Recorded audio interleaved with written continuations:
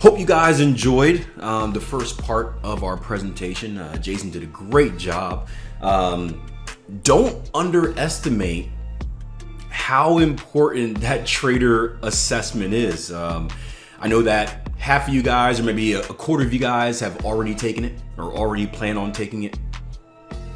Probably a quarter of you guys have already made up your mind that you're not going to take it. You're not going to do it.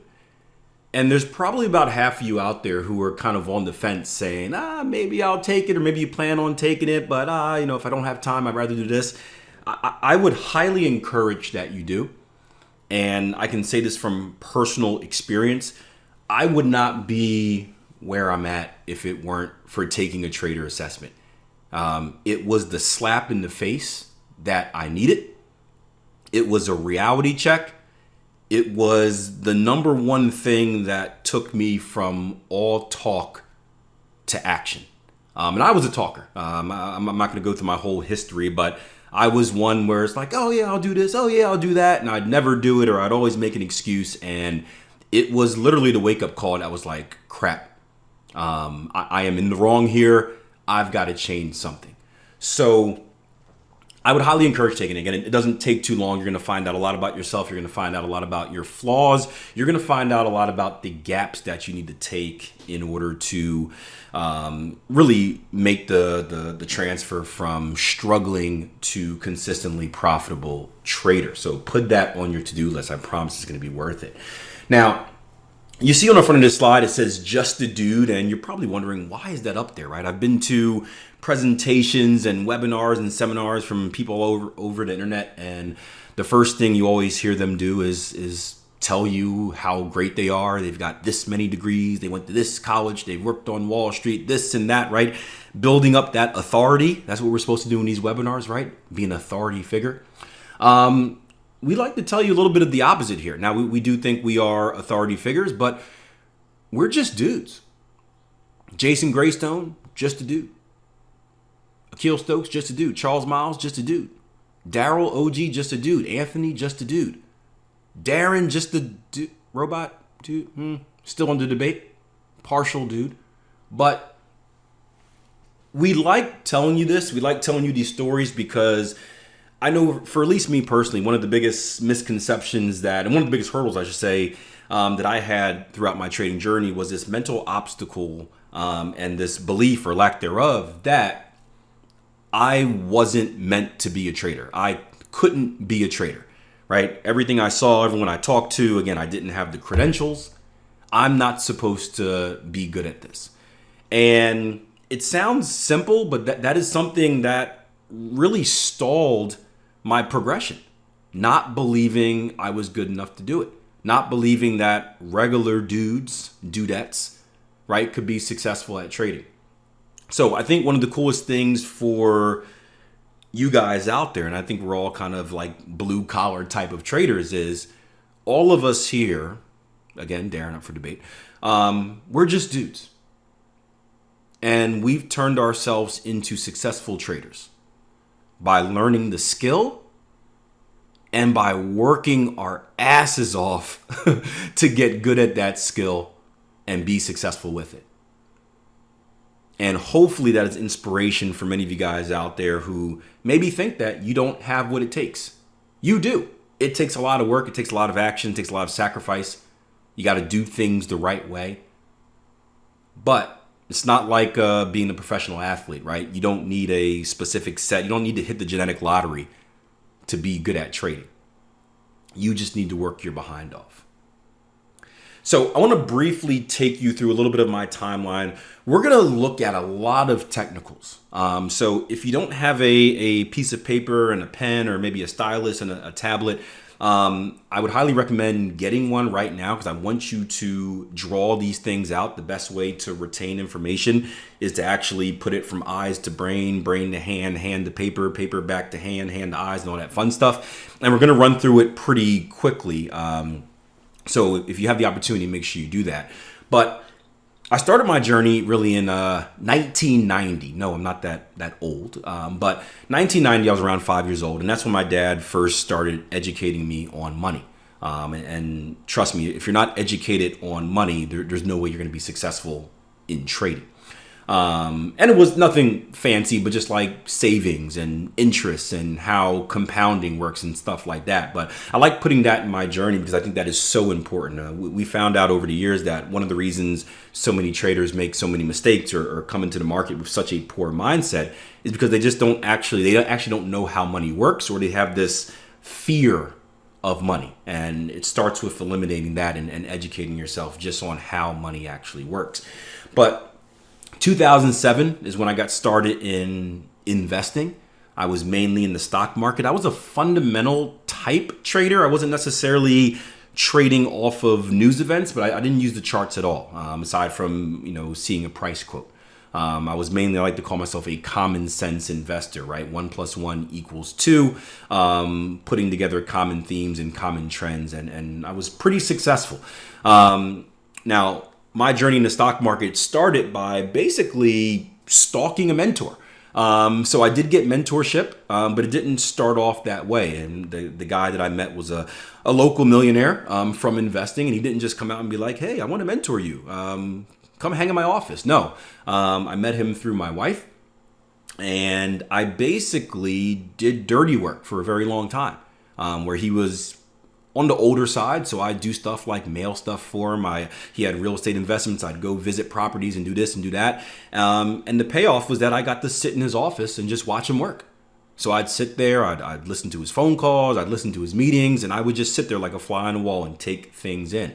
And that's how I learned how to invest. Eventually, when he saw I was serious, he took more interest in me, and we started taking things to the next level.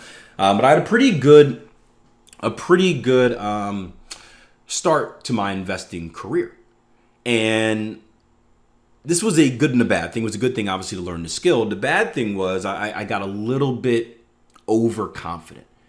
And I was investing in the stock market. I was making pretty good returns, but the monetary value of those pretty good returns wasn't life-changing, mainly because I didn't have a lot of money to invest. And I started searching more stuff on the internet, and I learned about Forex, right? And the first thing, and let me ask you guys this. What was your first impression when you heard about Forex or crypto or binary options? What was the first thing that came to mind? Easy, hard, quick, slow? Michael says get rich quick. Chris says easy. Ada says easy, right? I heard the same high risk. Oh, see, I didn't hear that. I heard, oh, no risk, right? Get rich quick with little work and easy, millionaire within a year, quick money, right? I heard exactly the same thing. The thing that I took from Forex was that I can make more money. And I did penny stocks before this too. I kind of leave that out because that was a very embarrassing period of my career. I was horrible at penny stocks, but it was penny stocks and then Forex. But the idea with both of them was I can make more money using less money, because it was leveraged, in a quicker amount of time. So it was the trifecta, right? I'll repeat that, right? Let me know if this sounds good. I can make more money while using less money in a shorter period of time. Yeah, I'm in. And again, the negative side of being so good in the stock market is that I was so overconfident that I thought, and again, I heard it was easy as well. I thought I'd switch into Forex and just, pick up where I left off, but just do it faster or quicker. And long story short, that wasn't the case, right? I learned 2 years essentially worth of very hard lessons. And I basically had to reset my mind. And I didn't reset my mind, honestly, until I started doing a trader assessment, right? And I left this part out. You see the little picture of my family on the side, right? That is my why, right? That is the reason why I wanted to become a full-time trader, right? I was unemployed at the time, or working 3 odd jobs just because we were at the recession. As I got interested in the markets, I saw it as something that had really everything I wanted in life as someone who wanted to be an entrepreneur, right? There was no boss, right? There was no ceiling to my success. There was no one in my way of deciding if I got a raise or a bonus or anything like that, right? I can basically eat what I kill, right? What I make from the market is all up to me. And I like putting myself in that situation where the better I get, the more reward I can see, right? So monetarily speaking, it worked perfectly. More importantly, it provided not only financial freedom, but freedom of time, right? So my wife and kids, right, they are the reason I do everything. And my whole goal in life is to spend as much time as possible with them. If you guys follow me on social media, you see that all the time. Trading was something that allowed me to make my own hours. Trading was something that gave me mobility. Basically, I can pick up and trade from anywhere that has an internet connection. It doesn't require a lot of hours in front of the chart, right? Jason Grayson mentioned earlier what he takes maybe 5-15 minutes a day to do his analysis. The rest of the time you can make your own schedule. That was very important for me. So that was kind of the thing that really made me want to follow this path, just thinking about how can I set up my perfect life? My boys are energetic, yeah. I wouldn't be surprised if one busts in right now. My little one just started learning about candles. So he's looking at the price chart and he's like, oh, it increased today. I'm like, yeah, right.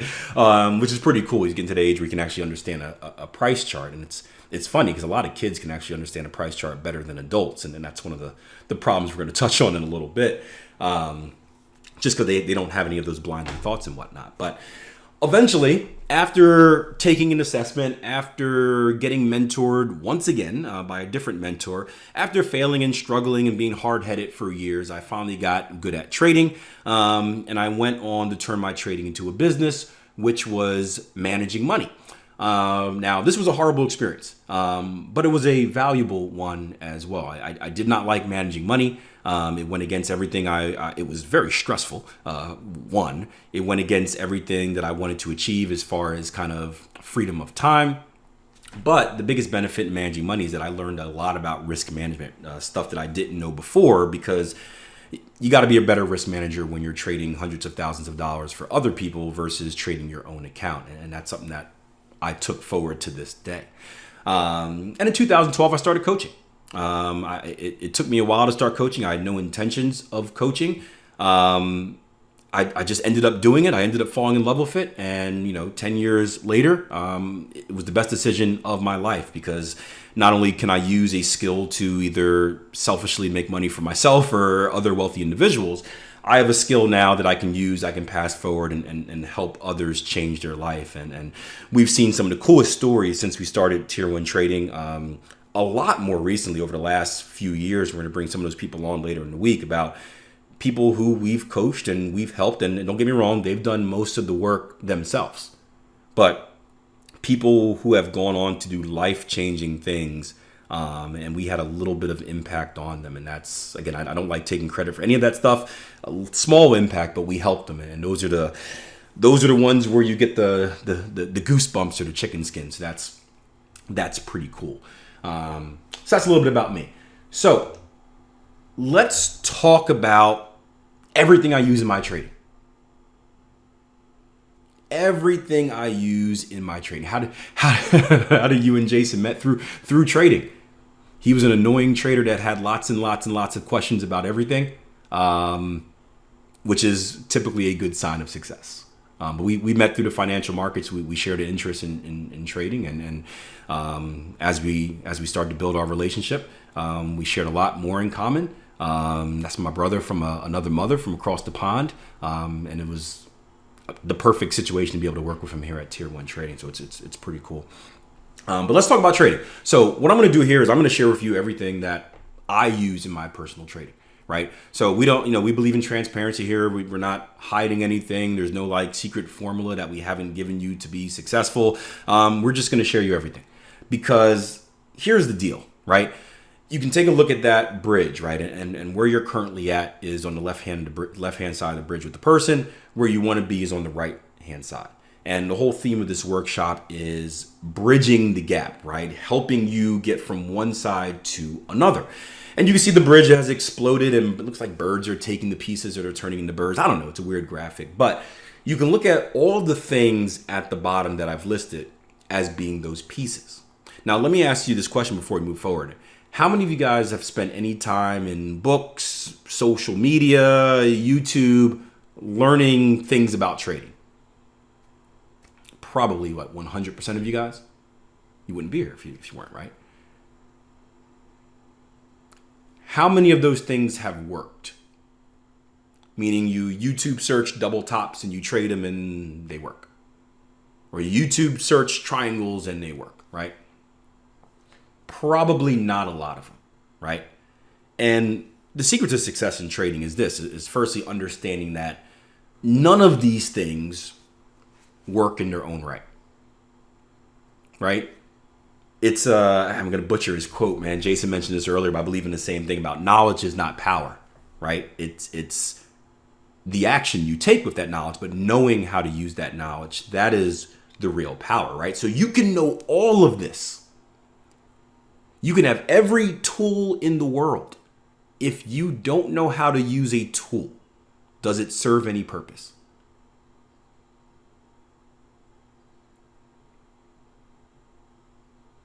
I've got a big tool set out in the garage. I'm not the most handy person. I got a bunch of stuff I don't even know how to use. Right? It serves no purpose. The key is understanding how to practically apply what you're learning. And the bad thing about a lot of these videos and books is, especially books, at least the ones I used to read when I was early on in my journey, is they teach you stuff. They do a great job of teaching you what it is, but they handpick situations that work, and they don't really represent how these things should be used in real life. And the truth is, right, you can have all the pieces in the world. You can have all the pieces of this exploded bridge.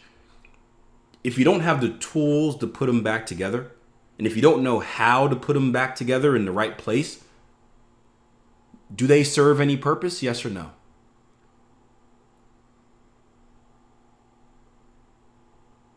No, they serve zero purpose.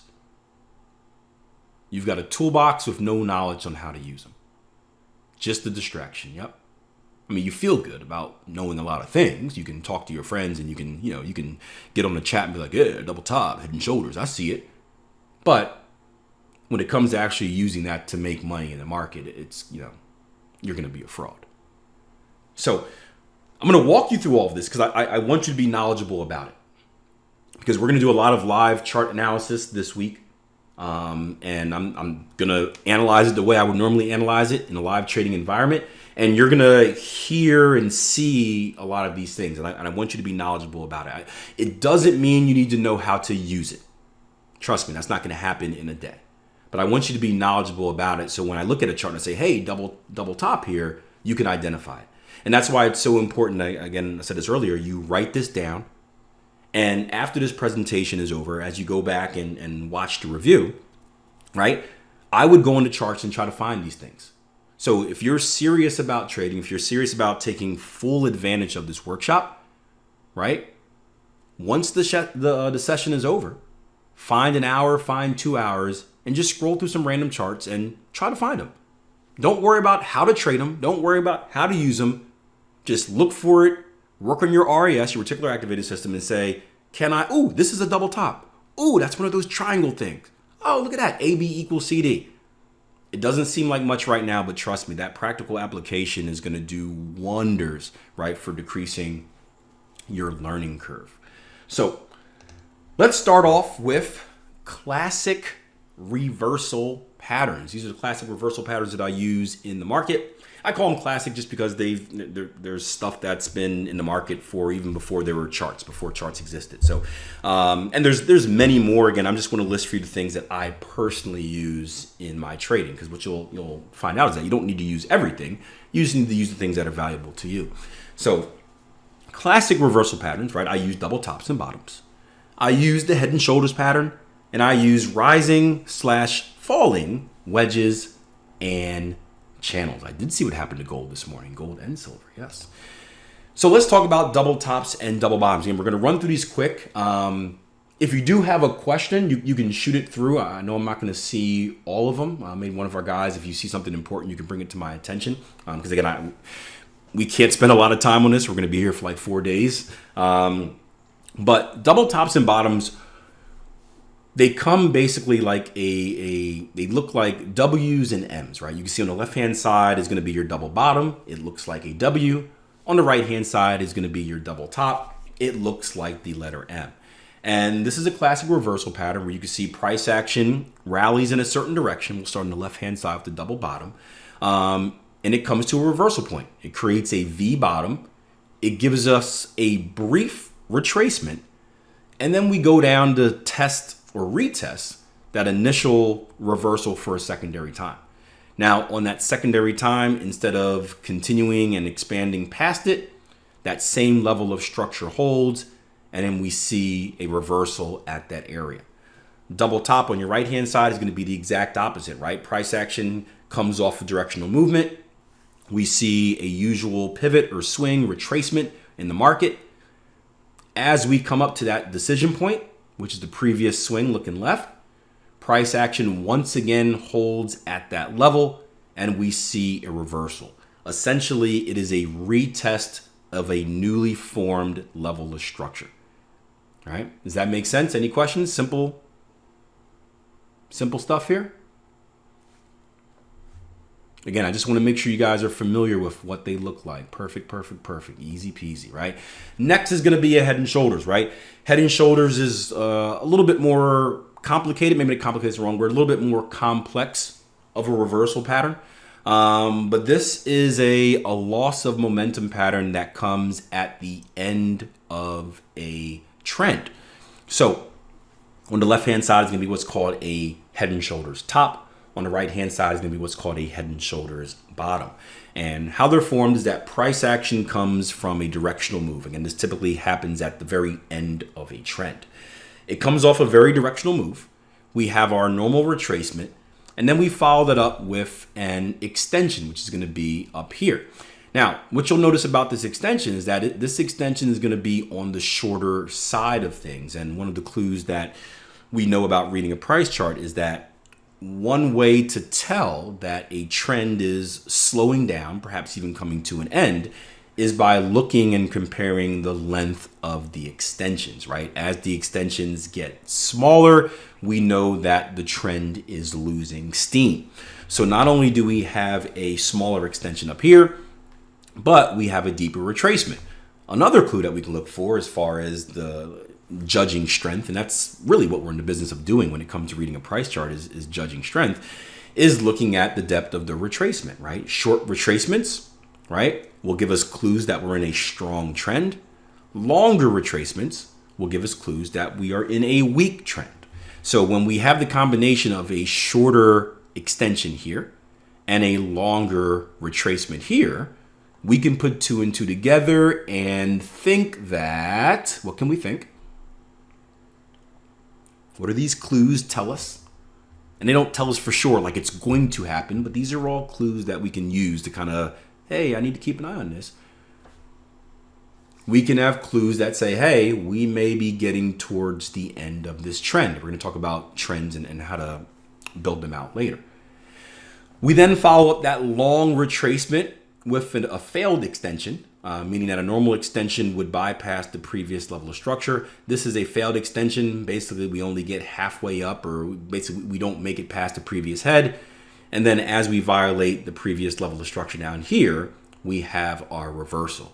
And then same thing for the head and shoulders bottom, right? We have our directional move, we have our retracement, we have our shorter extension, we have our longer retracement, we have our refusal to test the previous level of structure, and then finally we have our reversal. That is going to be the head and shoulders pattern, a very frequent pattern in the market, by the way. Next are going to be rising and falling wedges / channels, right? We call these loss of momentum patterns, right? These are setups, again, where we're looking at a directional move and we're trying to look for clues to say, hey, when are we going to see a little bit of relief, right? And it's important to understand that in the markets, right, the ebb and flow, nothing goes up forever, right? The market moves because of the buying and selling interest, right? If a lot of people are interested in buying at a very cheap price or desirable price, the market is going to go up, right?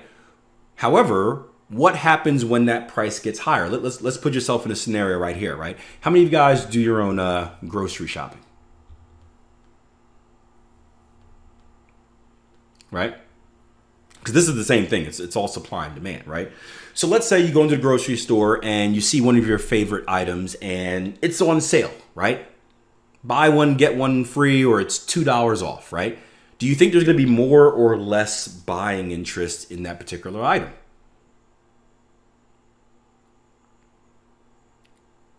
Probably going to be more, right? It's going to be flying off the shelves. Everyone's going to be like, oh, this is a good item. This is a very good price. Buy, right? So there's increased buying pressure for that particular item, right? If you can flip this back to kind of looking at a chart, that's going to cause price action to rise up, right? All of that buying interest. Now, eventually that same item, right, gets to a price where it's a little bit too high, right?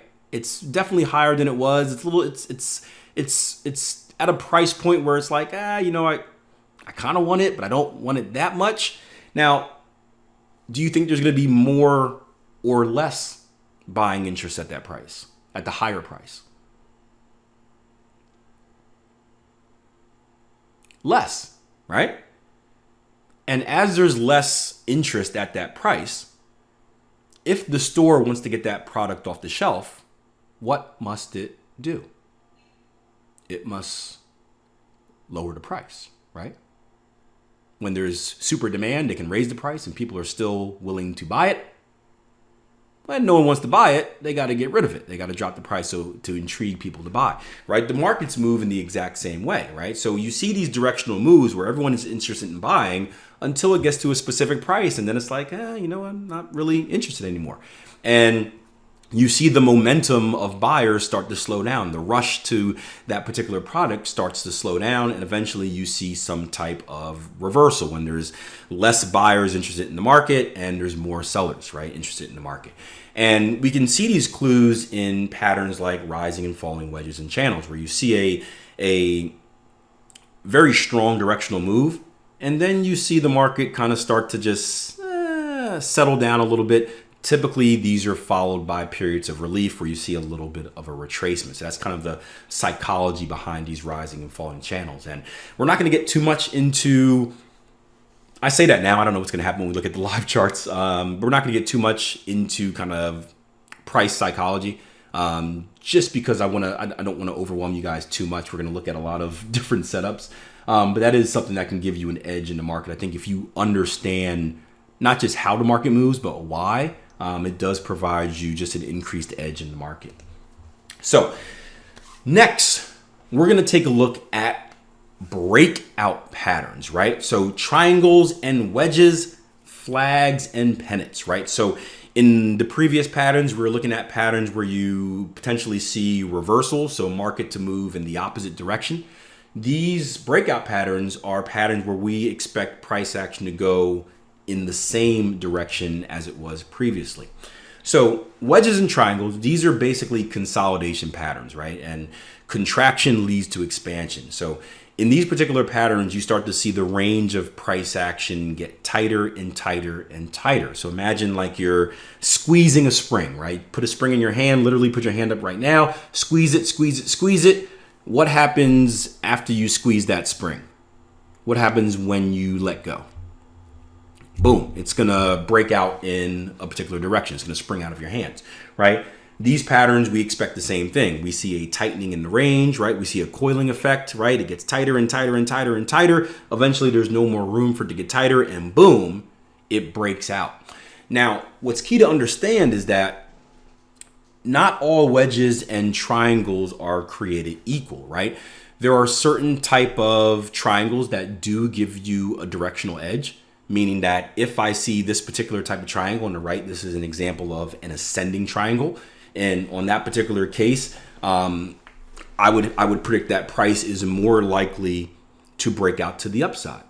However, in patterns like the wedge on your left, it's pretty much neutral. right? The pattern on your left-hand side, just looking at it in its own perspective right now, there's nothing that tells me it's more likely to break out to the upside versus the downside. So that's very important to know. I think a lot of people, again, you learn this stuff, but you don't actually know how to use it. So you learn these wedges, and for some reason, you're like, oh, break out to the upside. And really, you end up being a gambler because it's a 50-50 shot. So it's one thing to be able to identify it and understand it. That's the first part of it, obviously. The second part is to know how to use it and eventually put other tools with it that will help you really solidify a prediction on a consistent basis. Now, next is going to be flags and pennants. These are basically consolidation patterns with a little twist to it, a little addition to it. And the addition is going to be a previous directional move. So on the very left, there's going to be examples of bullish and bearish flag patterns, right? And you can see that the first part of that flag pattern is going to be a directional move, followed by, in the particular case of a flag, a channel that gives you a slight retracement, but you still get that kind of coiling effect. Now, because of that previous directional move and understanding this pattern, these are ones where you can predict a breakout in a certain location. Now, for me personally, I still think a flag has to be at a very particular location overall on your price chart for it to be worth it. But in comparison to like the wedge I just showed you, when you have one that's on your top left, that's going to be a bullish flag because the previous directional move was bullish. You would expect that price is going to break out to the upside. On the bottom is a bearish flag. You would expect that price is going to break out to the downside. In the middle, those are going to be pennant patterns. Those are basically wedges and triangles that come after a directional move. So once again, where a wedge pattern or a triangle pattern in its own right doesn't really give you any clue or anything like that, when you add that previous directional move to it, now all of a sudden it increases the probabilities that we're likely to break out in a specific direction, and that's a powerful tool to understand. Now on the far right, who can tell me what we have here on the far right? These are my favorite. I'm not really a flag and pennant person personally. Again, they have to come in a very particular location. However, on the far right, these are, if not my favorite simple pattern to trade, very, very close. These are going to be called high and tight flags, right? And if you look at the difference between the flag patterns on your far left and the flag pattern on your far right, what differences do you see? Who can tell me? What is different about the pattern on your far right compared to the pattern on your far left? Pop quiz for you. Don't be shy. Direction of the consolidation. One is consolidating lower, like a retracement, like a pullback. The other one is going sideways. Now, let's take it back just a tad, very briefly, on kind of price action psychology, right? So we know that, or if we don't know, now you know, right? The price chart represents a battle between buying and selling pressure, right? Does that make sense to everyone? The price chart represents the constant battle between, I don't like saying buyers and sellers, because buyers can become sellers and sellers can become buyers and that fun stuff, but buying and selling pressure, right? Give me a yes if that makes sense. This needs to be it's a very important starting point, all right? So we know that if price is making a strong directional push in the upward direction, basically who's in control, the buyers or the sellers? I know this seems remedial for some of you guys, but this is very important to understand. And some of you, this is going to be new information, the buyers. If price action is making a very strong directional push in the downward direction, who's in control? Buyers or sellers? Downward direction. Sellers, right? So if we know that pushes to the downside means more selling pressure, less buying pressure. Pushes to the upside mean more buying pressure, less selling pressure. If you look at the comparison between the flag pattern all the way to your left and the high and tight flag pattern all the way to your right, you can notice something, right? In which of these are the buyers controlling more of the momentum? In which of these are the sellers having more difficulty taking over the momentum? The flag pattern on your left or the high and tight flag on your right? Again, which one is the buyers doing a better job of controlling momentum and the sellers having an issue? Right? Nope, not on the left, on the right. Yep, and we can tell that by the depth of the retracement.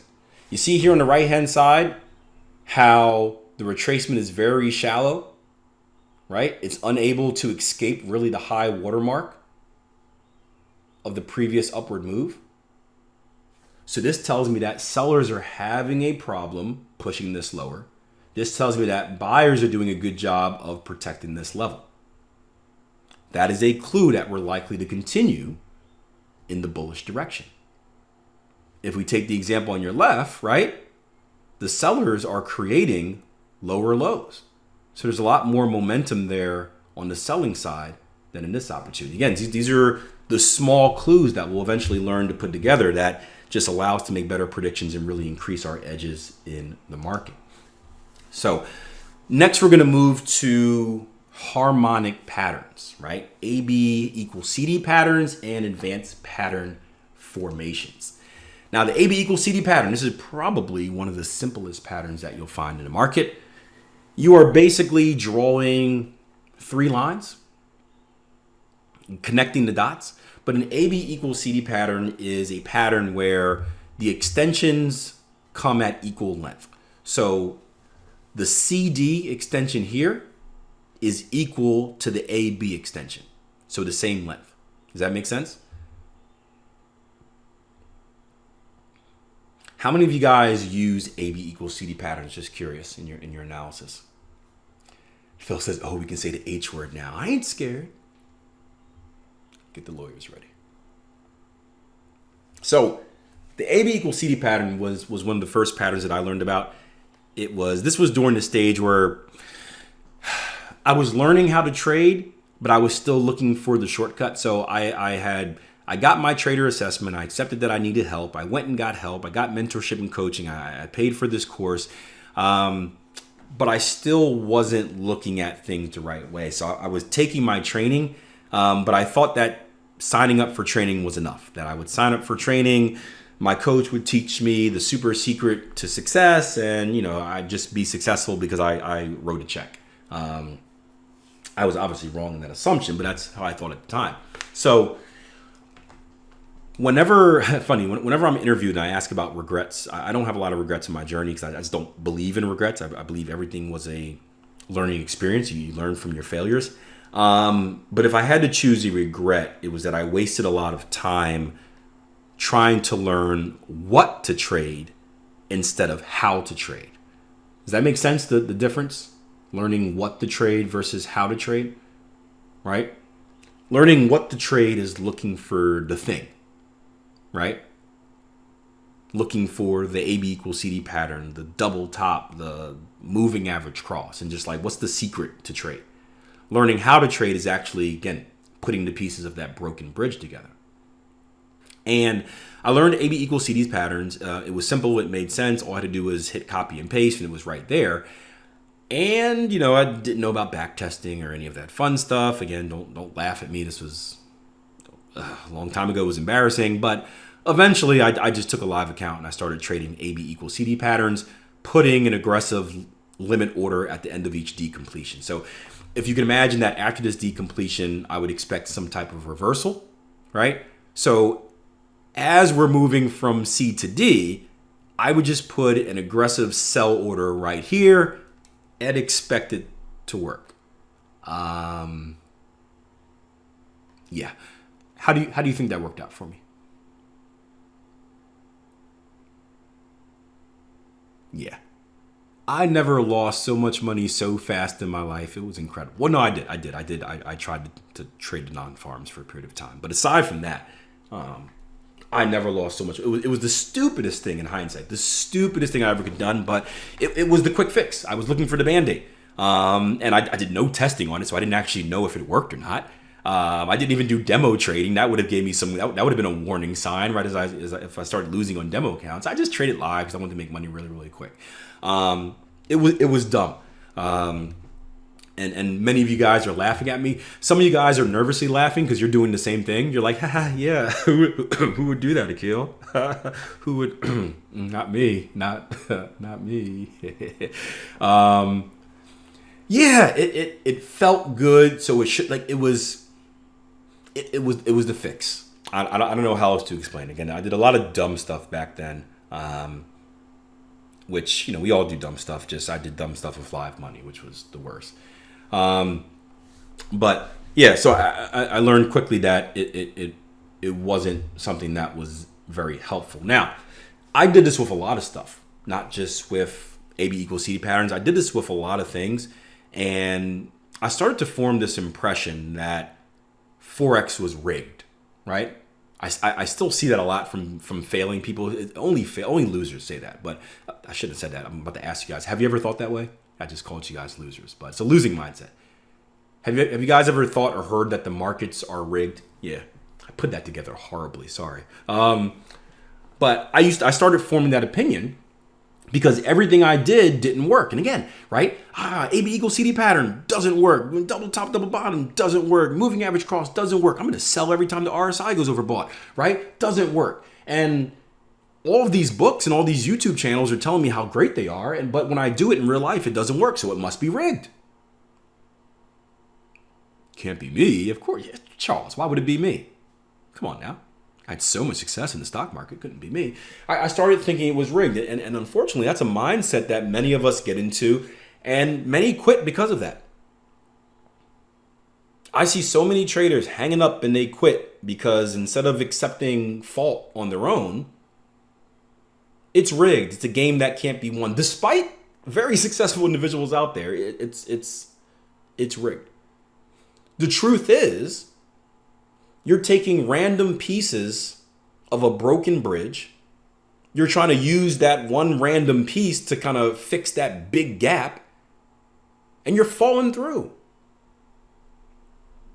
And what's interesting is that, as I evolved as a trader, as I made it out of this kind of dumb stage of doing weird stuff, I actually started going back to, so I would use something, guys, and it would fail. I'd lose money, and I would say it was rigged, and I'd throw it in the trash, and I would move on to the next thing. I'd go to the next YouTube search, I'd go to the next book, and and I kept doing that until I ran out of stuff.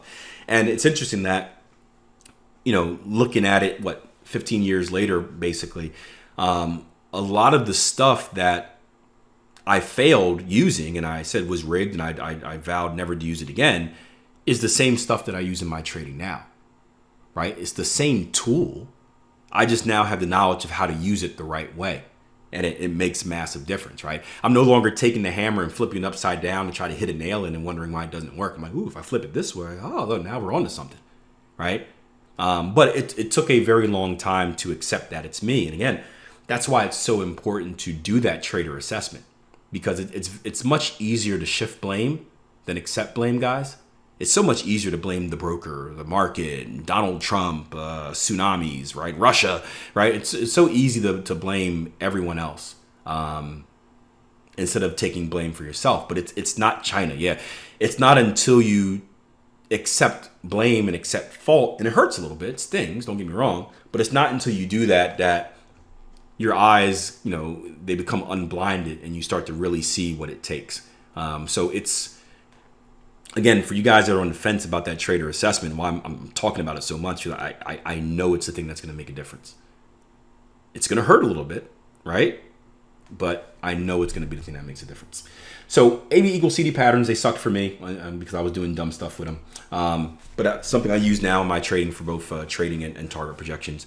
Advanced pattern formations. Now, these are the only strategy really that stands out by itself, meaning with everything else I showed you, I use it with other things. So think of them as small clues, small pieces that I'm putting together as part of the puzzle. Advanced patterns, I actually use them in their own right. Now, I don't trade all advanced patterns. There's a bunch of them out there. There's Gartley's, bats, ciphers, sharks, crabs, butterflies. There's probably some other stuff that I don't know about. I only use specific pattern formations. But this has been a staple of my trading. This was actually how I got started on one of my restarts, and every time I failed, I would call it a restart. It was something I got started with just to kind of create a foundation, create something that can make me profit while I put together everything else. So advanced patterns are powerful for me. Also, I pay a lot of attention to candlesticks and candlestick combos, right? This is, I forgot who asked the question earlier. I think it was Ali, about kind of price psychology. I call it price action psychology, right? Instead of just looking at a candle, knowing what a candle actually tells you. And that's a good question for you guys.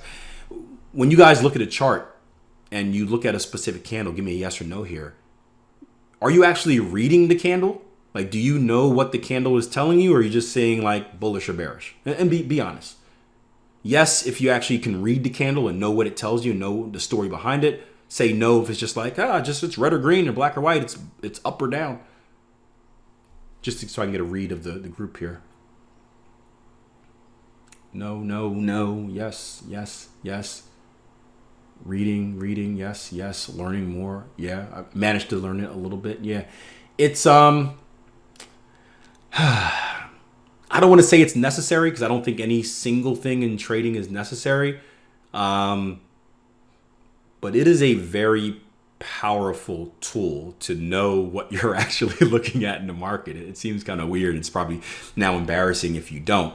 But learning how to read a price chart, or a candlestick specifically, which is kind of the smallest part of reading a price chart, it gives you a lot of clues about what the market is doing. And those clues will allow you to make some pretty cool predictions. We'll talk about that later.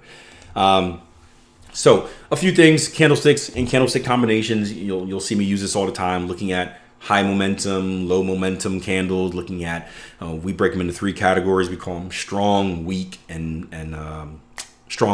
neutral, where we'll separate candles into being, hey, this is a strong bullish candle or a strong bearish candle. This is a neutral bullish candle, neutral bearish candle. This is a weak bullish candle, weak bearish candle. It's even gotten to the point, to be honest with you, where I no longer see the color of the candle. I'm not even lying here. I no longer see the color of the candle. I just look at the setup, the open, high, low, close. Like, there will be situations where, so let's take an example of this candle on your far left, right? This red candle right here. So we'd all agree this is a bearish candle. Typically, red is going to be a bearish candle. The close open would be up here at the top. The close would be down here, right? Would you guys in general say this is technically a bearish candle, right? Give me a yes. I need you to type it in. Yeah. So I would actually look at this as a bullish candle. Now that's going to blow a lot of your minds, right? I would actually look at this as a bullish candle. Bullish slash neutral is kind of in the middle, I guess, yeah. But I would look at this as a bullish slash neutral candle. And the reason I can do that is because I'm looking at the full story, right? So yes, this is technically a bearish candle. The close was lower than the open. But what this candle tells me, the story, is that at price at one point opened here. No, it wasn't a trick question. It technically is and this is the difference between reading it, right? It's technically a bearish candle.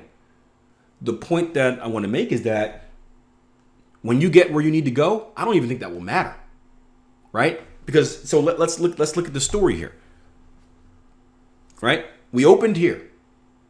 We closed here at the bottom. Technically bearish. Where was the extreme of the move during the session for you guys that know how to read a candlestick, right? So at one point, the bears, the sellers, pushed price all the way down here, right? This wick represents the lowest part of the range, right? So at one point, the price was trading down here. However, we closed up here. So what does that tell you? What happened to take us from here to here? What's your best guess? Or what had to happen? It's not even a guess. Facts. Was it more selling that pushed us up? No. Was it magic? No. Buyers. Buyers took control, right? At one point, this candle probably looked like this candle on your right, where the sellers are going crazy. Oh, selling, yeah. And then boom, slap in the face. Boom, rejected. The buyers push it back up. Does that really give you a positive outlook about future selling pressure? If once they got back here, they basically got rejected? No, that's a bullish sign. That tells you that hey, down in this area, there are buyers that are interested, and the sellers could not defend this territory. Now, how many of you guys, how many, is this new to you guys?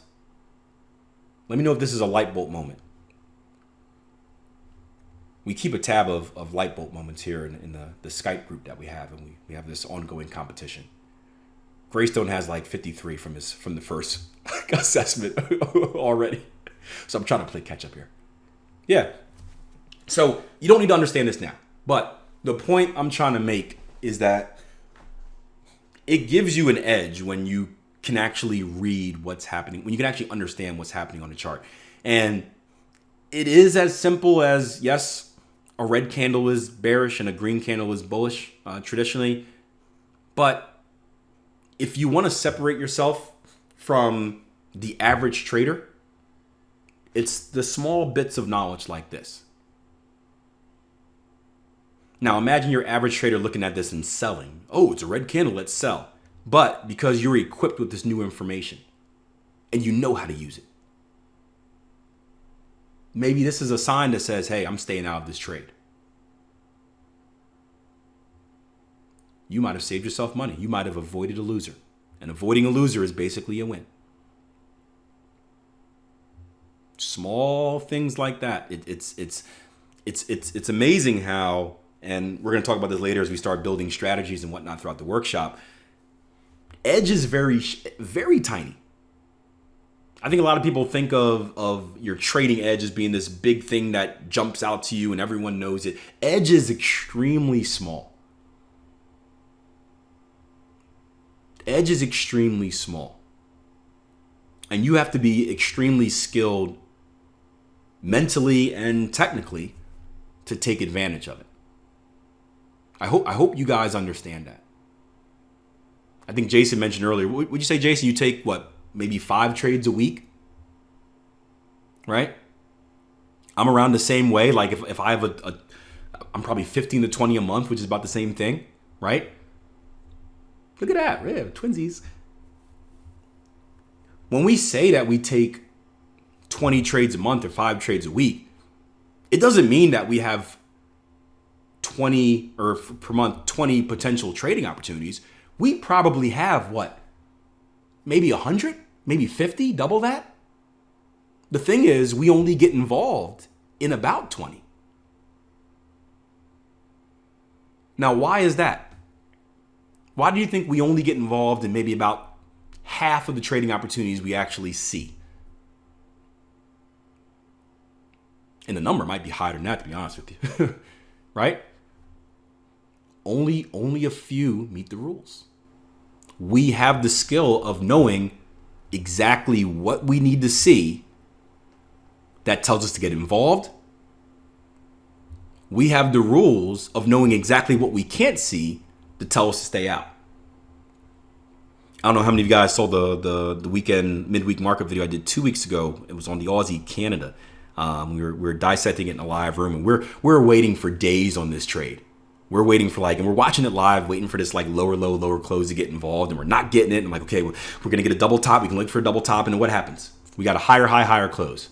Did we ever enter? For you guys that were in there, no. And guess what that trade did?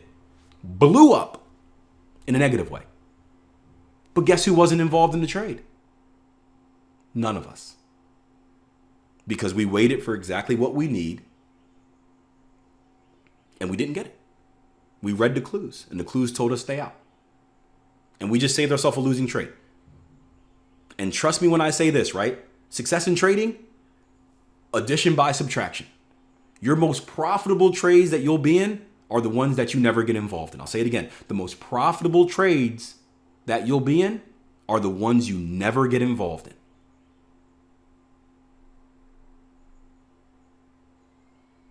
Trust me.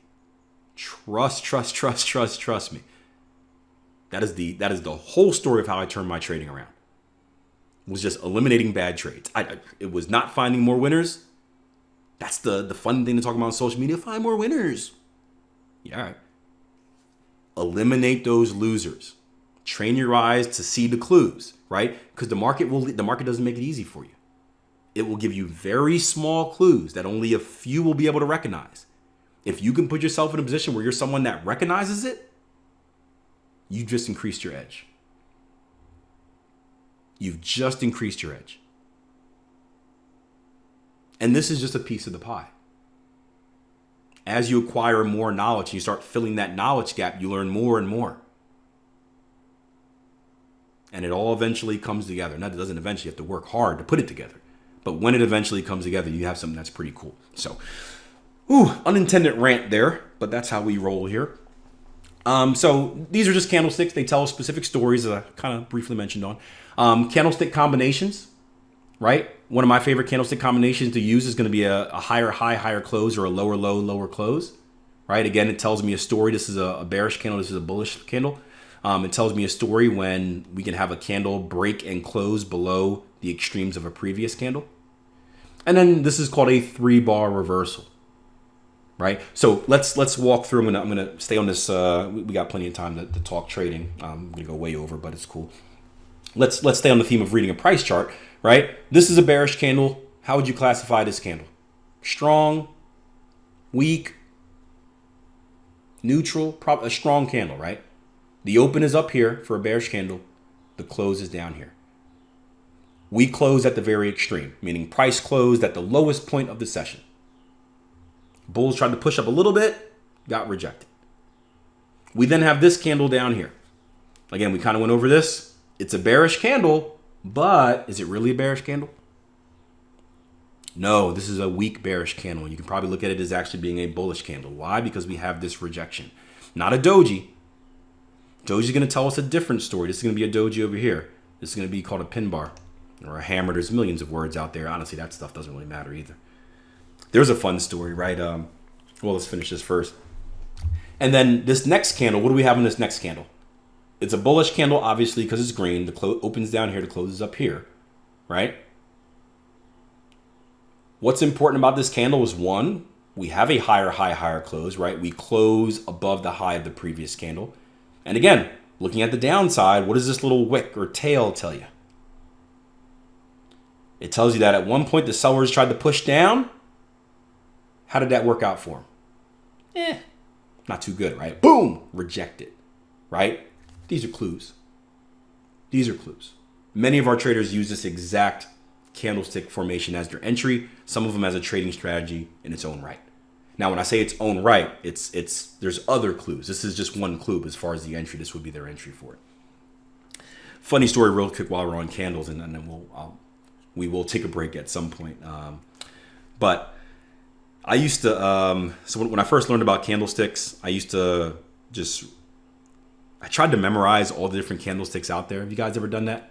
Morning stars and dark cloud covers and haramis. And I would literally, I would draw them out on index cards like a 6th grade spelling test, and I would just memorize them. And I felt so accomplished. I was so proud of myself because like I would look at the thing and be like, harami, yeah. 3 blind men, yeah, right. I would know all the names and what they looked like. Guess what I didn't know. Guess where my knowledge gap was. And this is it's funny. Darren, Charles, Anthony, all you guys know this as well at Greystone, right?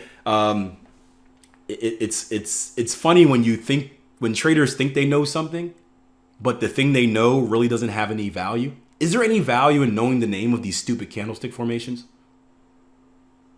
Like, honestly, is there any practical, like, again, I can sound smart. Oh, yeah, harami, right? I can sound smart on social media, right? But let's talk about, like, practical value. As far as, like, me using it in the market, is sitting there looking at my chart and being like, 3 blind women. Like, what does that actually do? Like, does that tell me how to use them? Like, I didn't know whether I should buy, whether sorry, this is unprofessional, but like, I didn't know whether I should buy, whether I should sell. Like, I just knew the name. That's all I knew. So I was still doing the same dumb stuff in the market where I'd be like, yeah, Three blind mice, sell. I'm like, is that a sell? I don't know, but I found it. I found it. I found you. It's the stupidest thing. We were talking. This is gonna be an inside joke.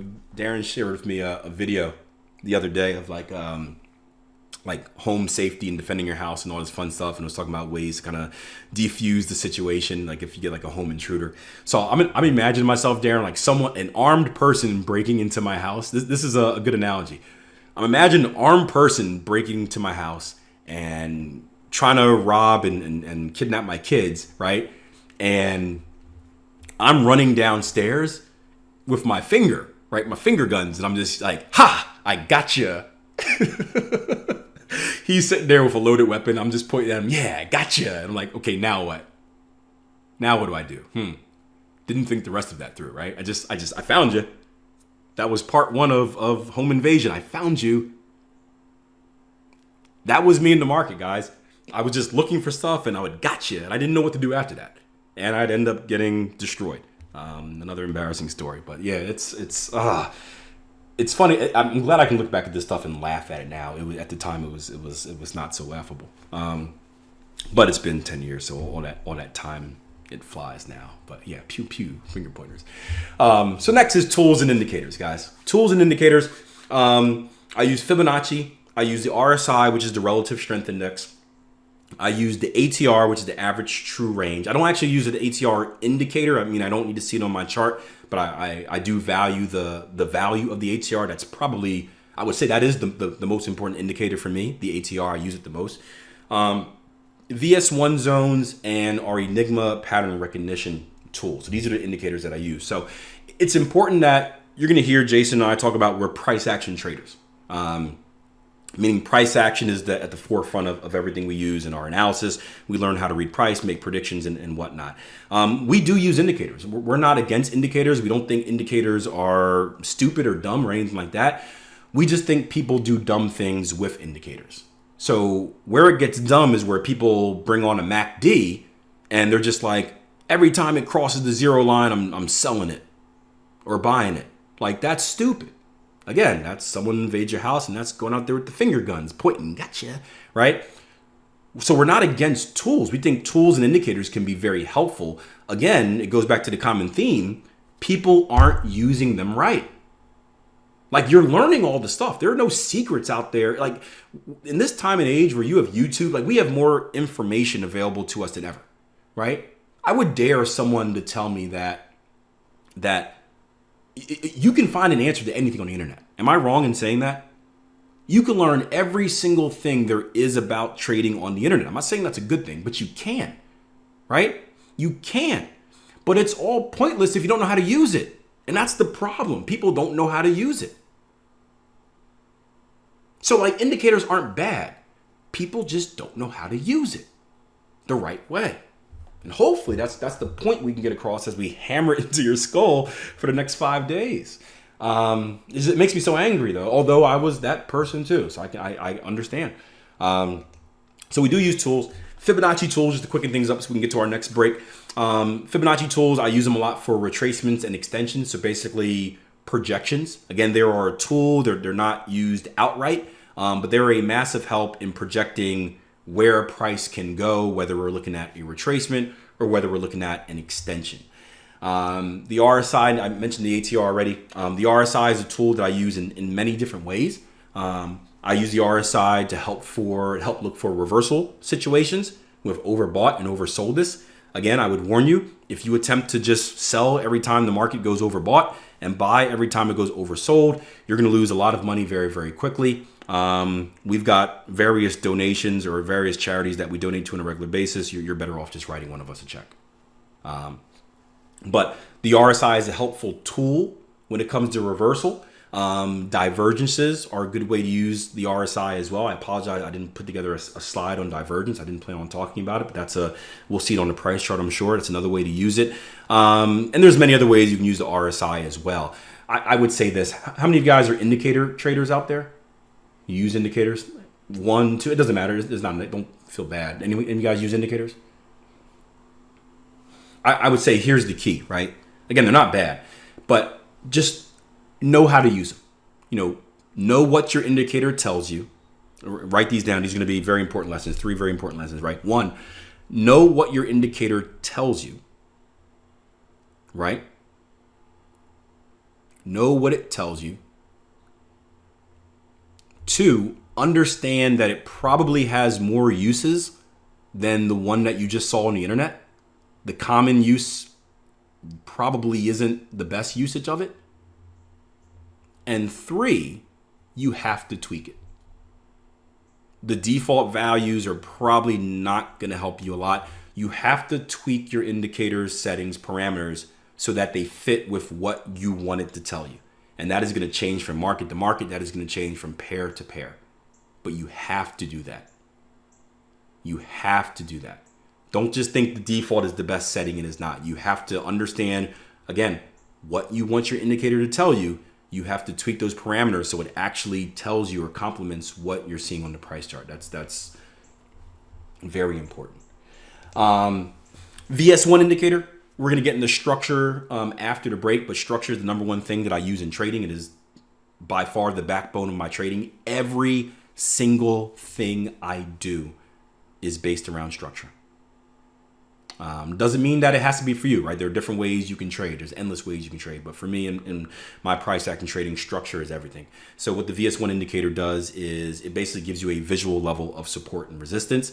It's very helpful. Thank you, Anthony, because it brings my eyes, it brings the attention of my eyes to levels that I might otherwise overlook. So I can tell you what, and you guys, you'll see it when we get on live charts here. When you see a big red or green box or purple and blue chart or a box, you know that there's something there, to know that there's something you should pay attention to. It helps you make those adjustments. If you're unfamiliar with reading structure, it also tells you what levels are important and what levels aren't important. So it's a massive clue. We've had many traders that actually developed strategies just off of these zones. If price action hits this zone, then look for XYZ. Last is going to be the Enigma indicator. This is our pattern recognition software.